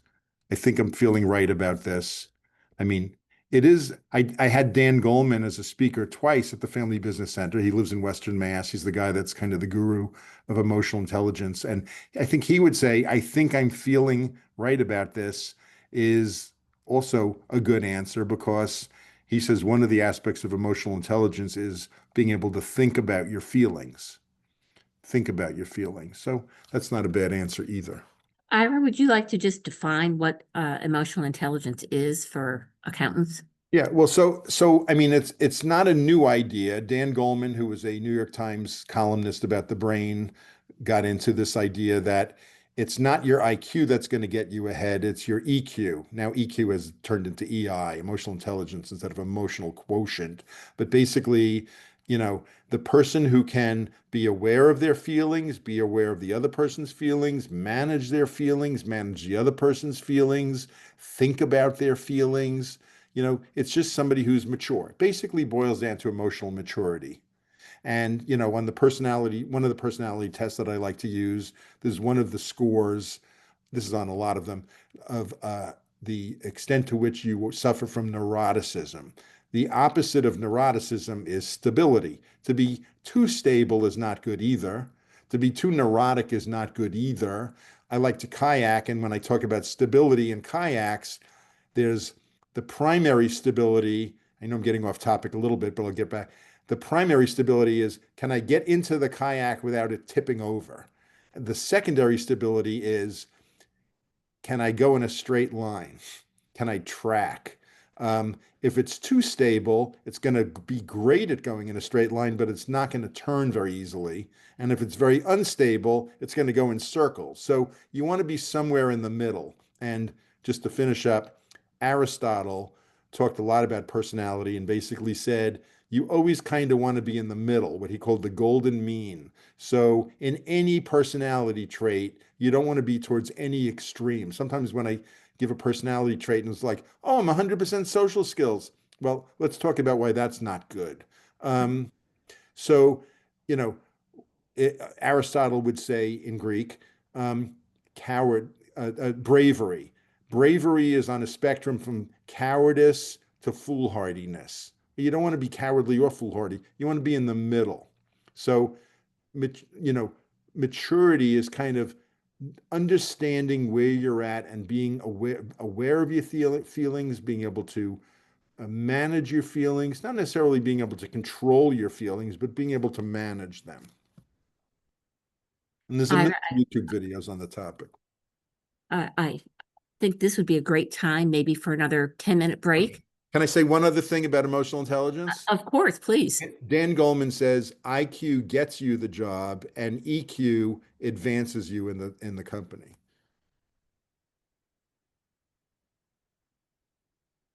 Okay, that's So it. maybe this is a good time for our 10-minute break, and we'll come back at, let's say, Great. about 5 after the hour. Great. Okay. Thank you.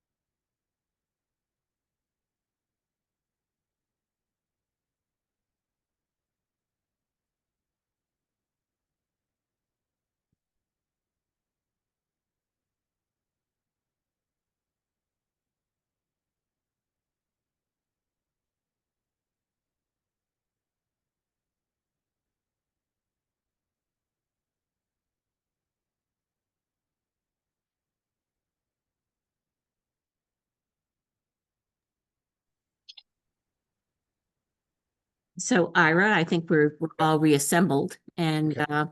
we can keep on going. Thank you. Okay. Great.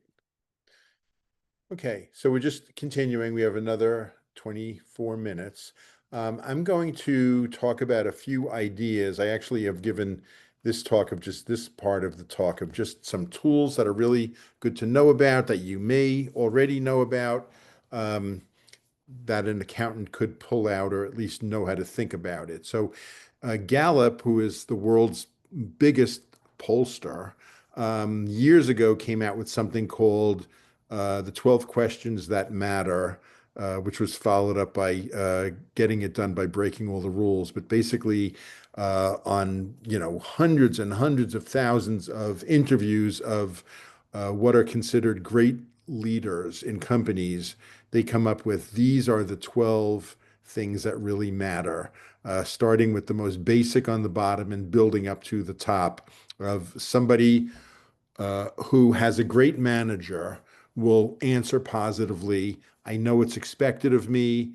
I have the right materials and equipment. So that's under what do I get? Um, Under what do I give? Somebody at work encourages my development, just constant coaching and noticing when they do something right, when they do something that needs improvement. Somebody cares. I am recognized at least once a week. Somebody just catches me and notices it. I do what I do best every day. Gallup also is big in this thing called strength finders, where they say that there's basically 34 human strengths and that most people are only good at around five signature strengths. And the theory is focus on what you're good at and forget about, not forget about, but you know, if you're a great, if they was used to say Tiger Woods in the original book is great at driving, getting great at getting on the green, terrible at sand traps. So one would think, oh, he should only work on sand traps, but no, he should work on avoiding sand traps and only get good enough at sand traps. Um, Moving right up there, I have a best friend at work, which is always a weird one, but it is kind of an indicator of a good workplace that you can actually have a best friend at work. That's kind of the most controversial one that people think shouldn't be on the list, but I've seen plenty of evidence that those are the good workplaces where you can develop friendships. Coworkers committed to quality, the mission and purpose, et cetera, et cetera, and how can we grow? I have gone into companies. This is the one that I did with that company that the 11 people that were not qualified. This was what my interview was. Tell me how you're doing on all of these things. And every single person was like, the company's failing here and I'm not providing support to make it better. Um, so this is Gallup 12 questions that matter. The next one is strategic questions. I was talking a little bit about before. Here I have Socrates, famous for asking Socratic questions. When is a door not a door? When it's a jar. But aside from that, these questions are actually things that have been asked in roundtables where somebody that I've run, that somebody talks for 10 minutes about a challenge they're facing, and then everybody else in the group does not give advice.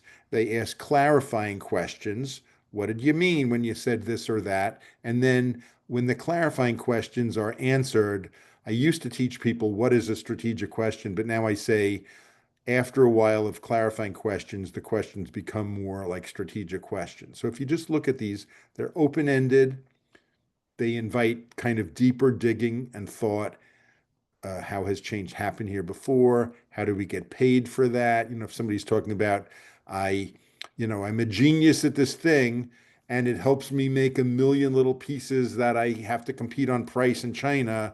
I wish I could sell my expertise. Well, how are you going to get paid for that? Right. So it just helps you think things through. And that's how I used to advertise my roundtables is strategic thought partners, 11 other people around the table. What is the risky, innovative next generation of our industry?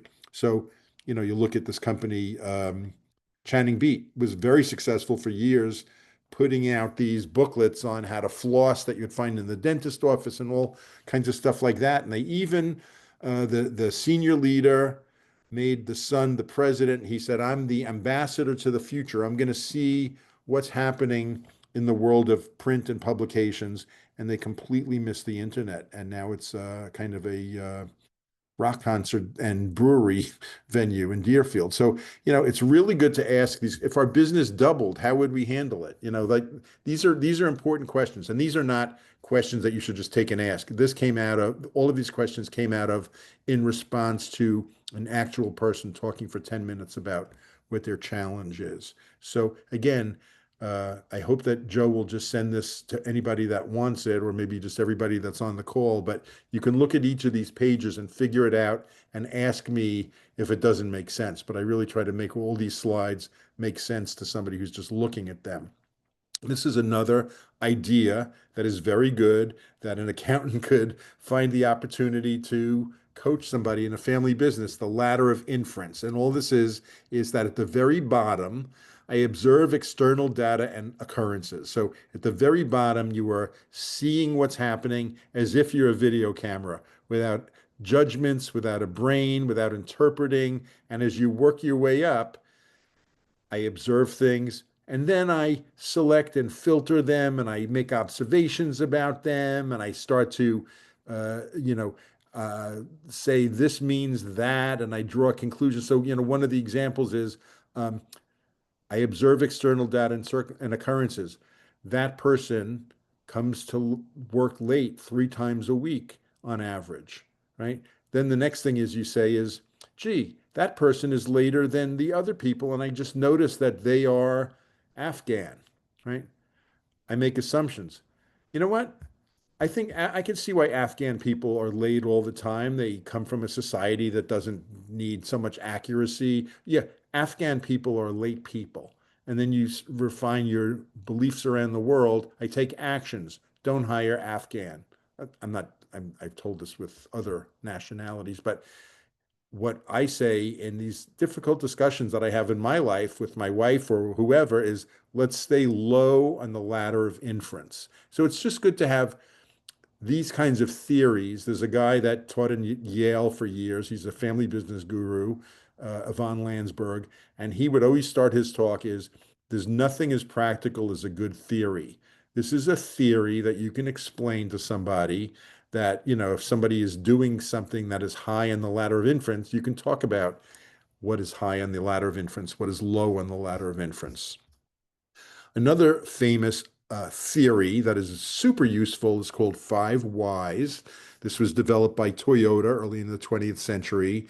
That if you have a problem, excuse me, if you ask why 5 times. It's not an exact science, but you drill down to the root cause of the problem. You can also drill down to the wrong problem. So there is a way to kind of look at the fifth why down and work your way back up and prove if it's true or not. But just this example here is, why is our client unhappy? Because we didn't deliver on time. Why couldn't we do that? Well, it took longer than we thought. Why did it take longer? It's like a 5-year-old that just keeps saying, why, why, why? Why did it take longer? Well, we didn't realize how complex the job was. Why didn't we do that? Because we made a quick estimate. We didn't list the individual stages, which they do say that to, properly predict how long something's going to take. Look at each piece of the process and judge the time for each process and add them together. You'll be a lot more accurate. Why didn't we do this? So the fifth why is, we were running behind. We needed to review time estimates. So it helps you figure out the root cause so that you're not going to do this again. Again, 5 Whys. This is one of the several tools that has been super useful for generations, that was developed by Toyota. The Toyota Way is a book that tells, I'm not going to, those are fun, but I'm skipping them for interest of, I was saying I do personality profiles. I do consulting with this firm in Wilbraham, Giambetti Associates, and they have 3 assessments that they smush together. These are my scores on the right, and I'm not going to get into a whole thing, but if you're looking at how somebody answers a bunch of questions, then you can say, Ira, you're a 96 in energy. You're the kind of person that when you have a walk and talk, you realize the person you're walking and talking with, you left them a mile behind. Your reflectiveness is an 84. You overthink things too much, which you can see hurts your decision making, which is a 26. You think too long about all these things. Your authority is a 7, but your expertise is a 93. You have trouble saying, because I said so. My children will tell you, I have never once said to them, because I said so. But I'll explain to them why to do it. So it's a way of figuring out what your tendencies and your traits are. Communication, I'm a 91. Well, that's great. I'm a great communicator. No, it also means I blab on too much. I don't know when to, I have to figure out how to listen better. Like, I think I figured out a few years ago that listening is actually part of communication. But my 91 in communication is mostly talking. My goodwill is a 65. Again, Aristotle says be in the midpoint, the golden mean, and you can see on the right the ideal range. Those are all kind of midpointy scores. So I do a lot of consulting with people about their personality. On the left, I'm just making a cereal box out of something called the Big Five. Now it's actually six because they added a sixth trait. So it's openness to experience, conscientiousness, extroversion. There's one missing here, agreeableness. It spells ocean, negative emotionality, which is like instability. And then they just added honesty, humility, where scientists and statisticians came up with this years ago over the 60s, 70s, 80s of how few adjectives in the English language can describe every personality trait of a human being, and they got it down to 5. Now they added a sixth. Each of those 5 have 6 facets, so there's really more than 6. Um, every other country in the world had a problem with the 5 because they said in the United States you might not notice, but the rest of the world we really want to add honesty, humility. And those two are really connected. If you think of somebody who is not honest, a lot of times they're also not humble and vice versa. So this is just another thing that leaders put themselves through to become more aware of themselves and get coaching on this kind of thing. And there's a million personality tests. I actually love this one, the Big Five plus honesty and humility, which is now they call Hexaco. And plus it's free. If you look up free Hexaco uh, assessment. You can take it online. It gives a great also interpretation. I can interpret people's scores with them in person. That's something I do, but also the Hexaco organization, Hexaco, they really do a great interpretation. Next idea. So there's a guy, John Cotter, that wrote a book, Leading Change, and he basically talks about here's how you create a climate for change. If you're in a family business, let's just say, and there's a whole lot of people who seem frustrated and unhappy. Okay, we're pausing for a poll. Here's a poll.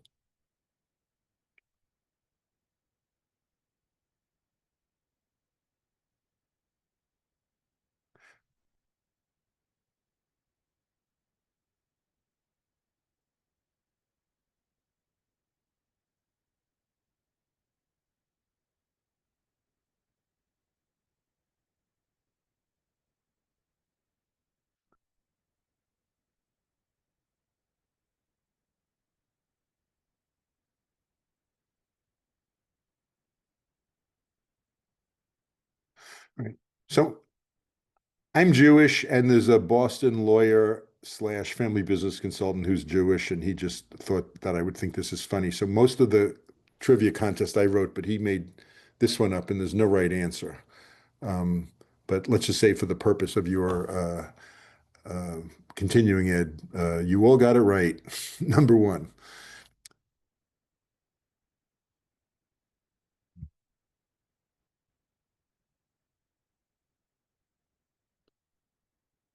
And I'm Jewish, so I'm allowed to make Jewish jokes. So this is leading change. This is John Cotter. In a family business, if you have a bunch of unhappy people, find the few. If you're going to be that catalyst for change, find the few that you can sit down and talk about. We're in an urgent situation. And actually, John Cotter's book after this is just called Urgency. And he gives examples of like in some major company in Japan, everybody was so cushy and so comfortable that they created a fake disaster where we're facing, hellish times, and they threw out all their marble conference table and got a card table, and they really created a sense of urgency that turned things around. So you just follow these steps of find other people who feel urgent about the situation. Again, picture a family business with many stockholders or stakeholders, develop a vision in that small group. What do we want this family to be in 5, 10, 50 years? And how can we convince others? Let's come up with the vision and then communicate it.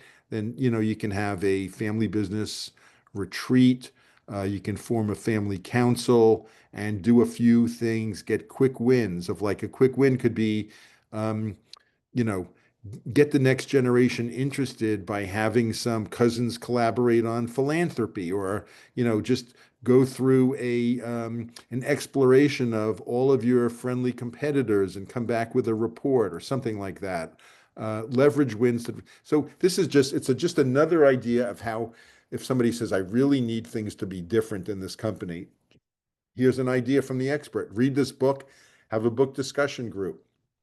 Uh, Meet once a week with a few other people from other companies. So here's Moses again with showing his commandments as a PowerPoint presentation. But it's also good to come up with a family. And again, you can suggest this to clients. You don't have to be the facilitator to come up with a code of conduct. What we will or won't do with family business while not at work. So people can fill out their answers and talk about it. We won't talk about salaries while not at work or whatever it is. We won't blah, blah, blah when firing, hiring. You just think this thing through and you make some rules about how to manage conflict together, how to reward people. So it basically is, I have found a lot of small companies say, we don't really have a corporate culture. We're too small to have a corporate culture. And I'm saying, I mean, I just noticed that you're kind of short. Are you too short to have a personality? Every company has a corporate culture. You might not see it if it's too close, but it helps when you start drilling down. And again, this idea from my early hippie days of values clarification. Takes time to explore what are your values. Here's just my AI cartoon of a family doing this kind of thing, of coming up with some value statements. Just go out for lobster and do this kind of thing. When I die, I want to be remembered. So you get everybody's answers. You get to know each other better. That person who you're mad about that they do this little thing, suddenly you relate to them because you see what their answer is, what their non-negotiable is, or how they're going to help the world, et cetera, et cetera. So it's good to get to know each other. Obvious, but sometimes too rare. This is what I was referring to before, of just a couple of examples of, this is one example of a grid analysis. So this is a force field. So if you want to make a change, it's better than a con, uh, pros and cons list. Um, what are the forces for change? So if you look at the examples, here's one of how much the plan is, should we upgrade with new machinery? So the forces for change, customers want new products, improve speed of production, and the numbers next to them are the weight. So customers want new products. That's a 4. I I didn't make up the numbers with a lot of thought here. Maintenance cost increasing is a 1. So you would just weigh them also, and then you would get a total, and you would see in this with all the pros and cons or forces for and against change, uh, forces against change wins. You might think that's the wrong answer, but then you have something to talk about. So there's other grid analysis, there's more complex ones, but even a simple pro and con list, add a third column called remedies for change. And that's how and again, you can score it. Something can be a 4 pro or a 1 con, but a remedy for change can also be a strong thing. So if you say, you know, open a division 3 states away, the con could be we really can't control things there, but it could be this family member wanted to open a store there. The son in the Stu Leonard pool, right? They opened a store for him in Virginia. That's how they solved the problem. So they didn't really get to that point until they thought it through.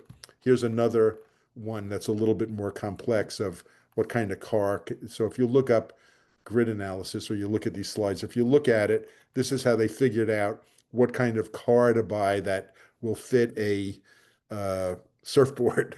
Just was the example from this website. Here's just another one of like, should I move to the big city? This is, oh, so this is, they're calling it, instead of pro con remedy, they're calling this plus minus interesting. So should I move to the big city? Well, yes, there's more going on. That's a strong five. But I have to sell my house. That's a -6. So here they made a six, but it's easier to find a job. So that mitigates the con a little bit. So then you just add all of this up and you see in this case that um, the total, the plus the interesting brought that down by five. So it's eight positive and -14 negative. So both options are negatives, but the yes move to a big city is less negative. So it's just a way to, as they say in the law, of to break it down, to look at your conclusion in your mind that might be kind of intuitive or kind of sloppy and look at the reasons. Okay, this is, we're finishing soon. This is just to say a study of family businesses that are many centuries old, including Kikkoman. This is a beautiful video if you look at it. May take the thing that really has kept Kikkoman in business more than any other is their creed, their belief system. I remember I interviewed a guy in China that ran a resort in China, still runs it, that has been in business since the year 680. And I asked him, is there any non-negotiable that you never would make a decision? He says, so many things have changed. It used to be just men would travel by themselves, and now we have families. So we had to change this and we had to change that. But our one rule is don't fuck up the spring because they were on a hot spring. So every decision for hundreds and hundreds of years boiled down to, does this screw up the spring or not? So you could see like family creeds that Kikkoman has. It's like a whole long thing.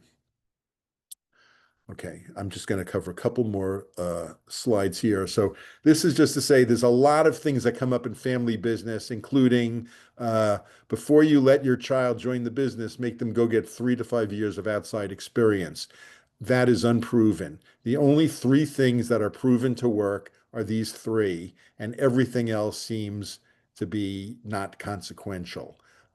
So these are the three things that you really should suggest to your clients to try. An outside board. I don't want to do an outside board. This is a private company. I'm a private person. Well, how about we just get your expert advisors together, minus the banker or whatever, family meetings.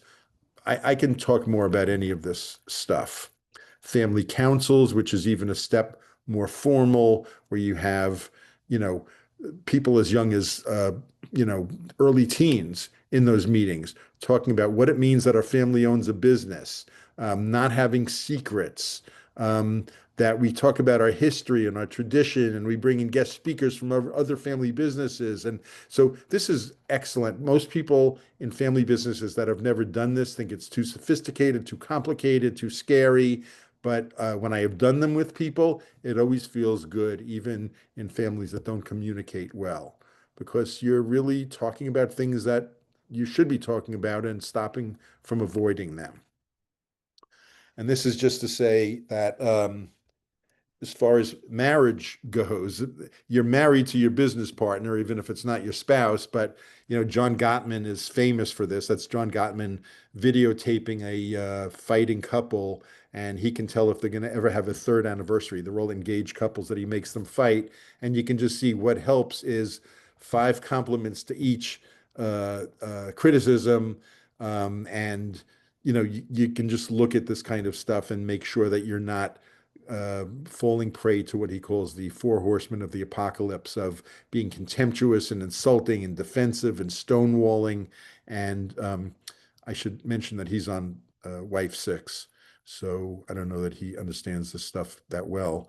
You might want to try marriage by objectives. Say that again?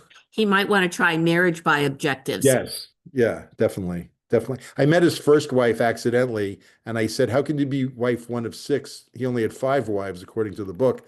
And she said, I'm number 1, and he doesn't even count me. It was so bad.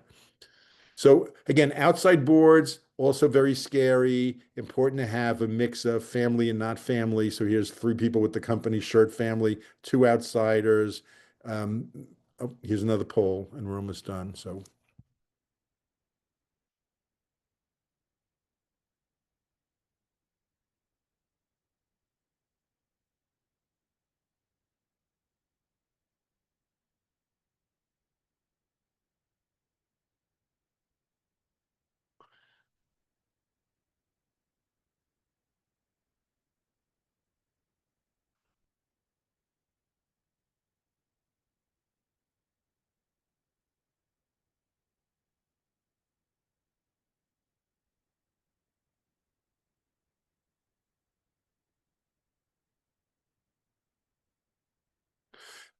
so you all got this. I mean, most of you got this right. The book is Father and Son, very interesting. Talks about how everybody at IBM used to report to his father. That was the reporting line, every single person. And he proudly said that, like, he had three people that reported to him, but the millions of people reported to those three. So progress is slow. So we'll stop. Um, Joe, I have like a couple more slides, and I can finish on time. Great. I think we should probably open it up Okay. to any questions along the way. Good. I think a lot of these things apply not only to family businesses, I think they apply to any small business because, as you said, you sort of become married to your colleagues at an office or whatever. So many of these small businesses have the same problems that families have. Definitely. And there was a thing on NPR and Time Magazine a few years ago about siblings that you might not be in a family business, but you're an older sister that younger sisters have always disliked. And so this woman was on the radio saying, I'm an older sister, and everywhere I work, I do not get along with younger sisters. So she's not talking about her younger sister. So Right. yeah, it is very important. So any other questions or comments? And this, of course, is the Flying Will Enders family business. Talking about trust. Yeah. So it's been very nice to be with you. Joe, are you going to make the slides available to people? What I was going to do is send you the contact list and Okay. have them correspond directly with you, and that way you can just mail it out to them and they can Okay. That's communicate great. back to you. So So I hope the slides that I didn't cover in great depth are self-explanatory, but here's my contact information. I would be glad to talk to anybody.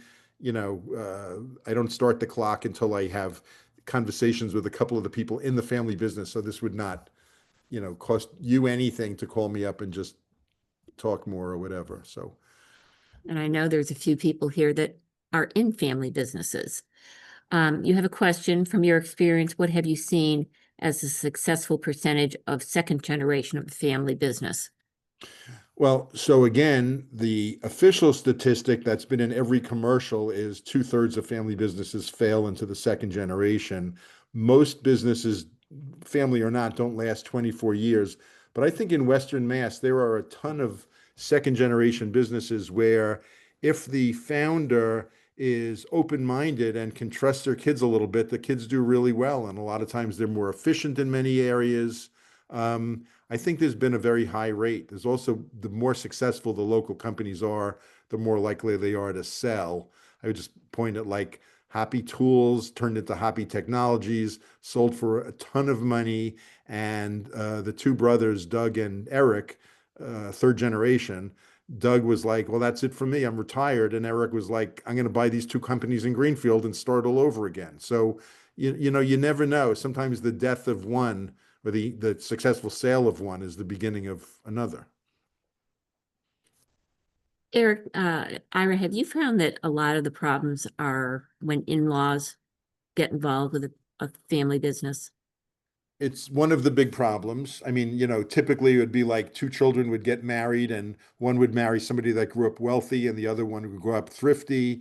And so suddenly, this one has a big house and that one with the wealthy wife went to the father and got some money on the side to buy that. I'm actually talking about the situation that happened, Right. all like kind of tapping the father behind the scenes. So it does happen like that, yes. Yeah. the ones that I've been involved with, it seemed more so that, the first generation was fine.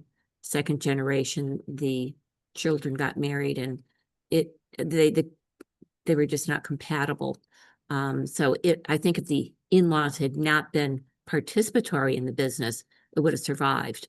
And then there's a question of, do you invite the in-laws into these meetings like a family council? They should be there so they can hear about it. There were two brothers years ago that their wives came to a meeting. The wives were not in the business, and the brothers on a panel said that they've never had an argument that they didn't resolve well. And the wives were both in the audience and said, neither of us have ever heard about any resolution that you've made together. And as a result, me and my sister-in-law don't speak. So, it's good to communicate. It is. Communication seems to be the underlying issue. I think it's about time to, oh, you have something in the question and answer. Are non-competes common in a business where a family member leaves and starts a business? That's a great question. That's from Anne. It is, but I've also seen a few in Western Mass where they didn't abide by that, and also Massachusetts is famously against non-competes judges. So usually, if somebody leaves and starts a competitive business, they're not in a civil conversation with you anymore. But I did just see one that I worked with years ago in Pittsfield that the father said, I have one son working with me, and the other one is our major competitor who used to work with me. And I was out there recently and I saw that the two brothers had gotten back together and were working together in one more powerful company. And they worked their stuff out. So you never know. And the other thing is, I'll just say this one last thing. I just looked up three different businesses that I worked with years ago. And in all three cases, everybody died except one person who I never would have said would ever run the company, an uninvolved wife, a really troublemaking daughter, and you never know what's going to happen. And all three of those companies are doing great in the worst possible situation that I ever would have suggested to them. Hmm. You never know. Let's go down to that last question, which I saved for the end. Let me get this up. The success rate? This is, I'm going to launch question number 9. Oh, okay. The major factor of success.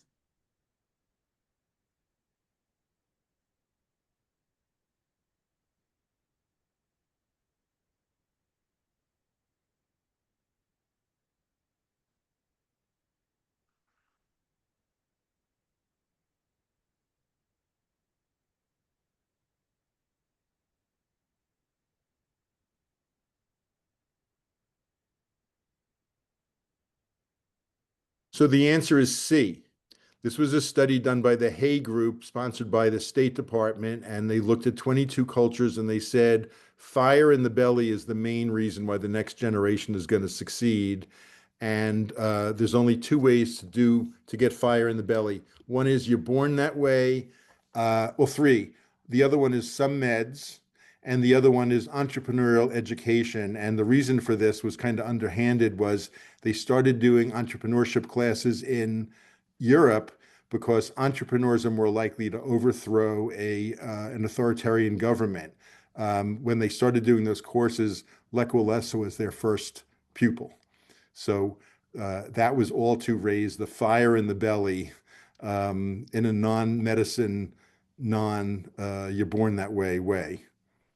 It's interesting that didn't get more votes. That it's sort of a sleeper, that Yeah. really is the reason. I think that's the reason most people succeed anyways. It's all internal, isn't it? hmm I mean, you can't teach entrepreneurship. And the other one I would just like to note is a weird statistic is I've seen so many business owners, and in my observation, engineers that start businesses are much more successful than MBAs that start businesses. They just know how things are built. Um, I mean, I'm not We're going good at management. We're not real swell at the lower level. to, yeah. So, but Ira, as always, it's great seeing you. It's great hearing your new thoughts on some of these things and reminding us of things that we should think about. Great. So Thank you so much. we hope we cross paths with you again. And everybody, I hope you think of subscribing to Ira's email. It's really good. So Great. thanks for doing And that. also my aging humans. If you go to irabryck.com, you'll see the link to my ebook about aging. Where I have 60 AI cartoons that I've made and a lot of questions and answers with many people about their experience of aging. Okay, which Thank none of you. us are doing. So well, take care, and everybody else, see you all next week. Thanks for coming. Thanks. Take care. Bye-bye.